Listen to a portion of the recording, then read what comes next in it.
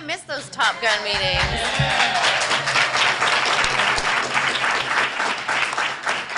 I'm very thankful to have you guys here today to speak to you.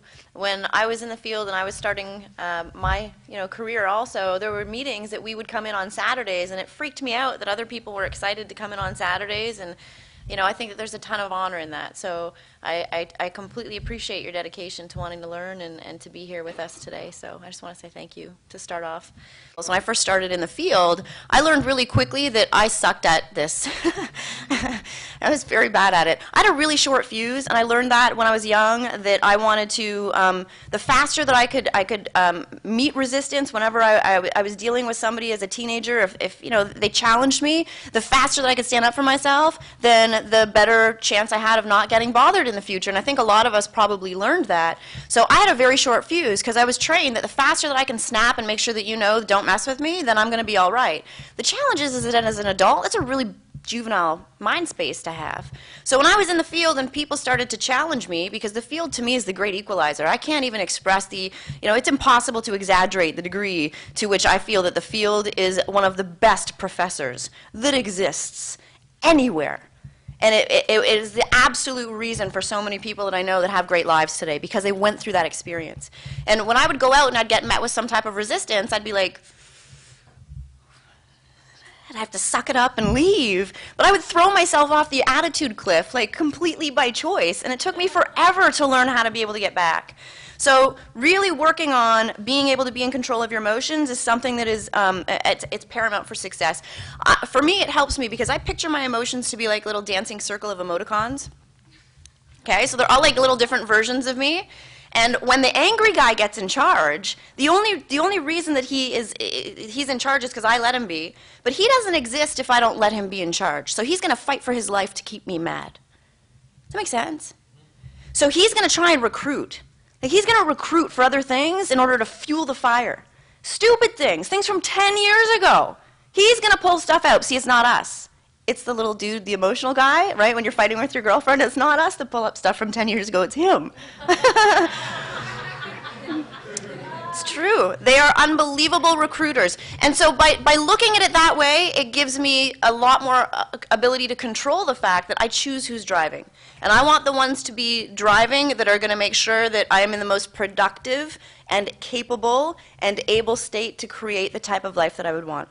It's a mindset that you have to create. We used to talk about feeling real about an unreal situation. They talk about visualization. I feel challenged by the severity of visualization and concepts, so I like to talk about spending time in my imagination playground. When we were kids, we used to freely imagine, didn't we, all the time? Some of us daydreamed in class and got in trouble for it. Teachers made us, come back to where we are. As an adult, when was the last time that you guys spent time daydreaming?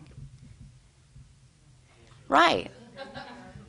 Well, it kind of has a negative rap, doesn't it? Like we look at daydreaming as though it's something that's a useless exercise. And I'd like to offer up a challenge to that thought and say that it's one of the biggest reasons that the successful people that I know have become successful. And it's because they reinserted daydreaming back into their adult lifestyle. And that was not taking a look at your current situation, but it was about dreaming about what you would like to be able to create and giving yourself the permission to actually contemplate the fact that it was possible. 99% of all people give up on their goals before they start. I read that statistic somewhere. I don't know where it was, but I read it somewhere, and I think the person who wrote it was smart. So the thing that strikes me about that is the sadness that it's a reality.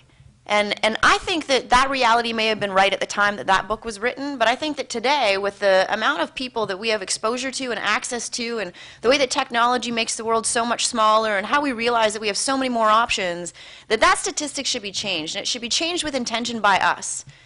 Because if just this room decides that we want to start to set some goals and we'd like to actually go after them and hit them, and more than 1% of us does, then we just did theoretically change that statistic. So statistics that are written in books, in my opinion, are expired. The statistics, if we would like to create a new life, that's up to us to decide to do it. There's two studies that I read recently that were very, very interesting. One was called The Secret Life of Plants, and one was called Messages from Water. Messages from Water is a study done by a very, very well-known Japanese scientist named Masaru Emoto. And what he does is he examines if you project positive energy towards water or negative energy towards water, and what happens to the water as a result of absorbing this energy. And then he records the way that the water molecules look once they freeze. The water that freezes, that's been subjected to anger, it looks like, you can compare it to the way that a virus looks when a virus is frozen. So it looks very like Dr. Seuss, rah, right? Then he does the same thing. Sound effects help. So then he does the same thing, and he projects love towards water, and love and gratitude.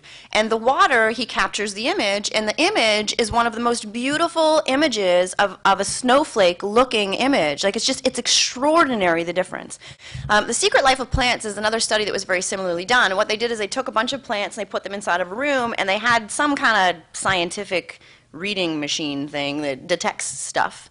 And then they had people walk by, and they had people walk by projecting positive energy, positive energy, positive energy, and there was one person who, when he walked by, he grabbed one of the plants and he ripped it up and threw it on the floor and left. And they recorded this insane reaction from the rest of the plants. And then this same guy walked into the room and all of the plants reacted immediately. It's just interesting.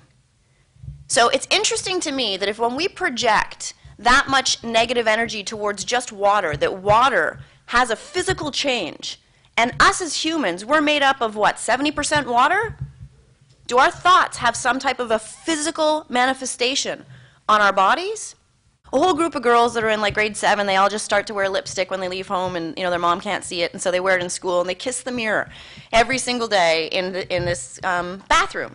And lipstick is just a nightmare to get off of the mirror. And the janitor is really, really frustrated, and he's upset about the fact that he constantly has to go and clean this mirror, and he doesn't know what to do about it. So he goes and he speaks to the principal.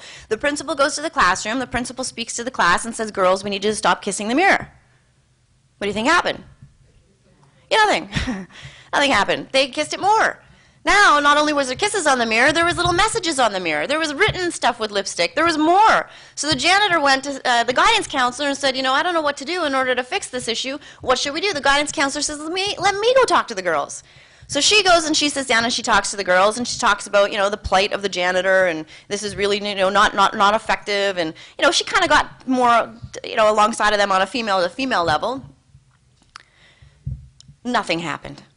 So the janitor instead said, you know what, I'm going to talk to some of the top girls and see what I'm going to do. So he picked out, the girls that look like the ringleaders. He was like, come on, come on. They come into the bathroom. He goes, I don't know what to tell you. I want to show you how hard this stuff is to clean off. He goes, you guys kiss this every single day? He goes, I'm going to show you exactly how long it takes me. He takes his mop, he dips it in the toilet,